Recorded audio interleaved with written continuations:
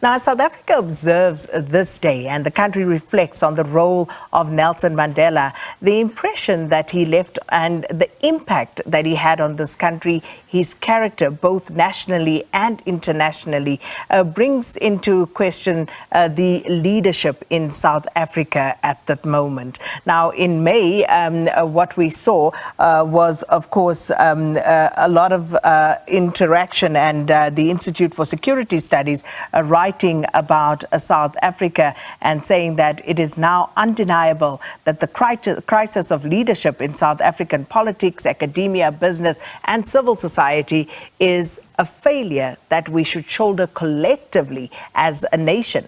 Political analyst Asanda Ngoasheng joins us virtually from Cape Town, while Dr Ongama Mtimka is a lecturer at Nelson Mandela University, joining us from Argentina. And we appreciated, Dr Mtimka, that you stayed up for us. And Asanda, thanks for waking up for us. Welcome to both of you on this Mandela Day celebration here on Morning Live.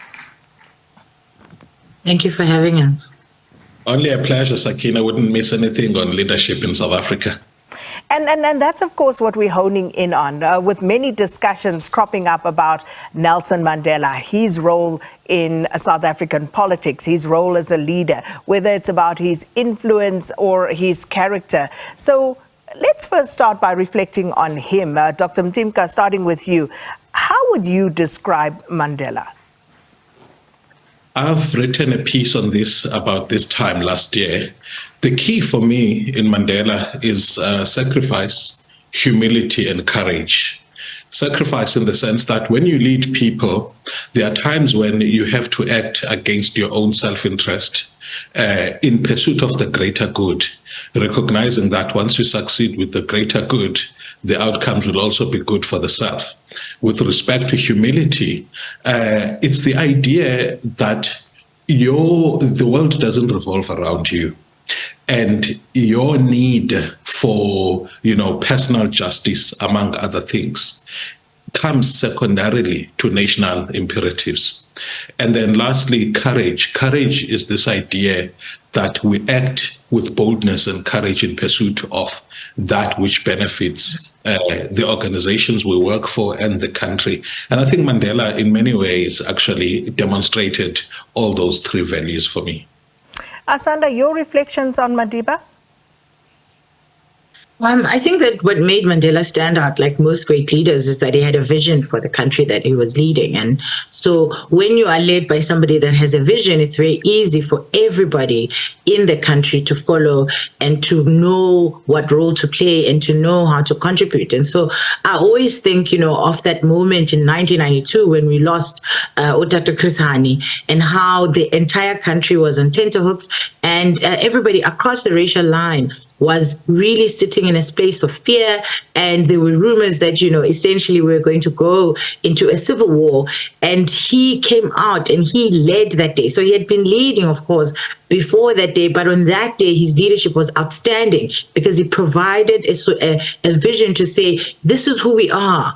We have been these people before, but going forward, this is who we are, and this is how we are going to engage it. And I think, we talk a lot about reconciliation and did we give too much, did we not, etc. And what I think sometimes we forget to understand is that in the context of what was happening at the time, that was the thing that needed to happen. And what was actually required was for the rest of South Africa to then play their part and decide which piece of the reconciliation they are going to take up and how they're going to, provide reparations and everything else to do with it. And so we were led, but we were not always easy to lead. And so for me, the central key characteristic of any leader is an ability to provide a vision. And right now we are floundering about because South Africa does not have a clear vision that, any child knows. If you look at even the era of Thabo Mbeki, we knew it was about African Renaissance. We knew what to do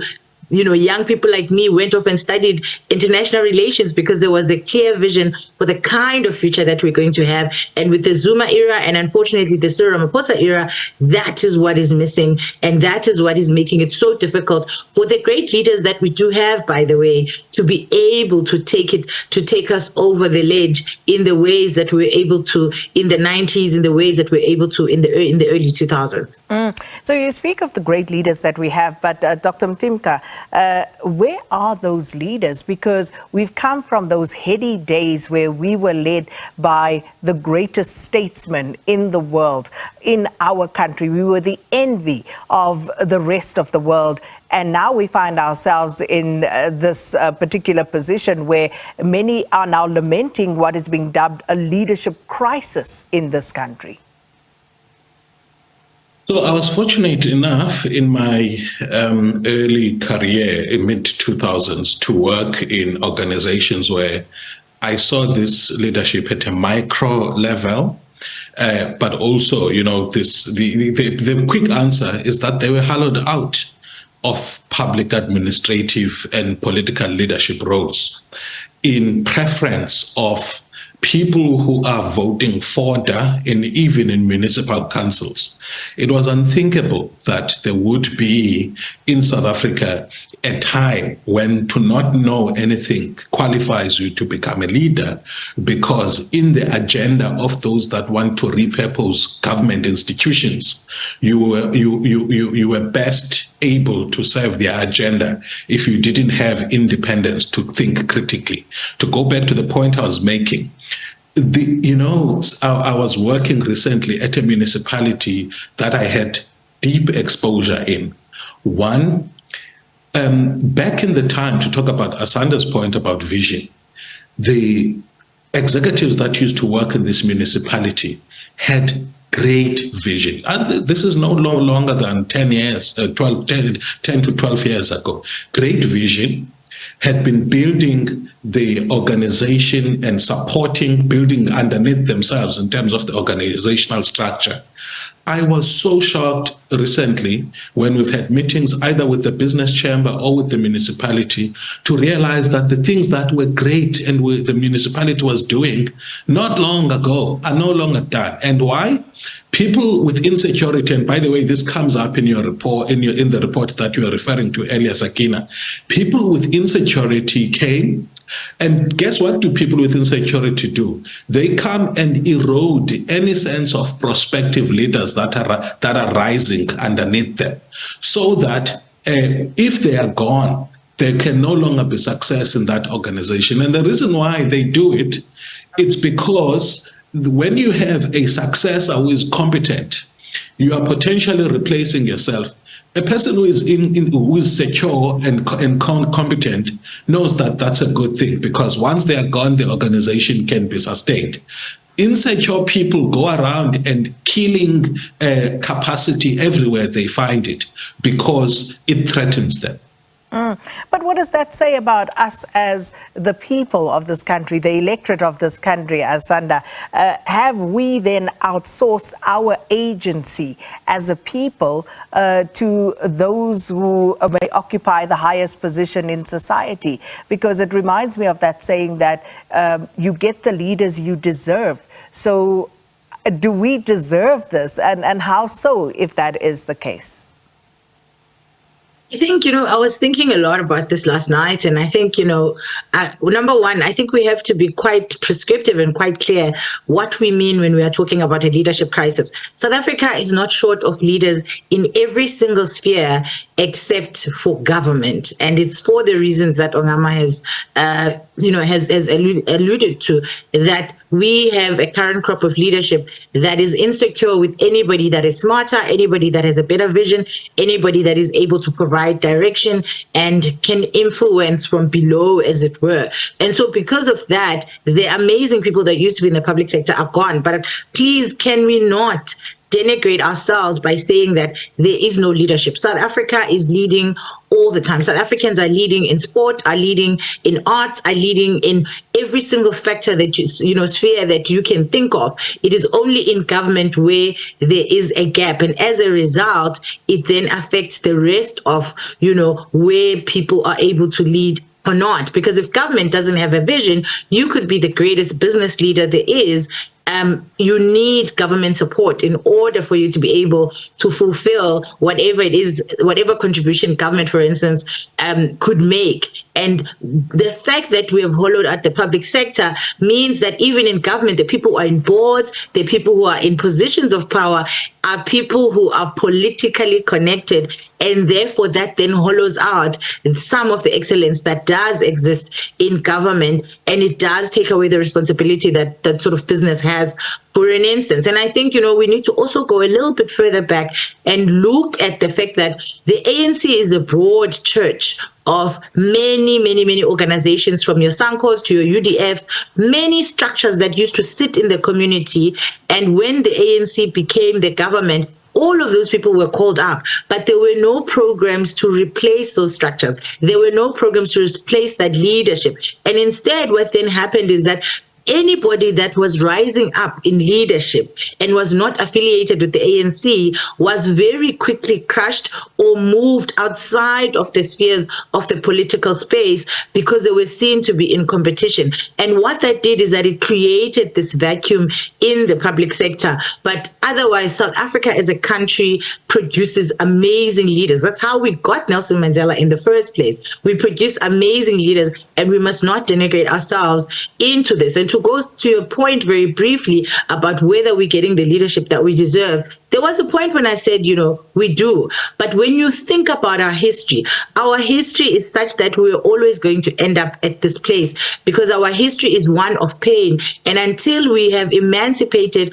particularly Black people from mental slavery, it sounds like it's just a song, but it really is that we need to focus and talk about healing people from racial trauma. Black people need healing. And until we have healing, until we start to talk about reconciliation and what it means, until we talk about when those reparations are coming, until we start calling out, for an example, the Western Cape for starting to talk about federalism in a country that made a decision at CODESA that it was going to be unitary, that there would no longer be homelands, which were a form of, fake federalism, we will not get very far as a country, because if somebody is able to start calling for the separation of a country that was put together piece by piece with sticky tape at this point, you are going to see an unraveling of a very delicate process. And so we need leadership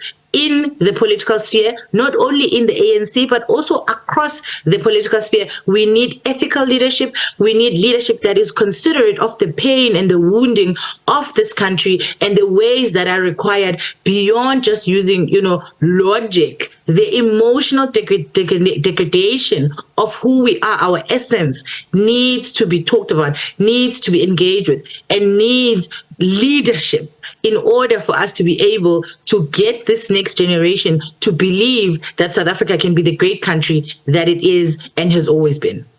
Well, next year we mark 30 years of democracy in this country, and many would say, we've had just about 30 years, 29 years to be exact, and we failed miserably to address the questions that you raised there in the latter part of your sentiment there, Asanda.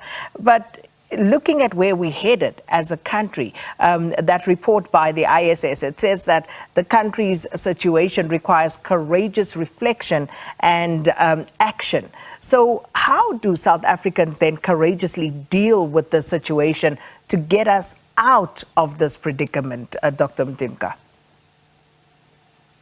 We need an appreciation of a leadership perspective to things, and this cannot happen at a minuscule level where we're demanding institutions. You cannot have a society that delivers the outcomes we're looking for without the people committing to achieving them. So we must ask ourselves, to what extent Are we as individuals, if we have such an abundant leadership, and I think I agree with Asanda there, if we have such an abundant leadership potential and capacity, why is our country continuing to deliver results that show that it lacks leadership?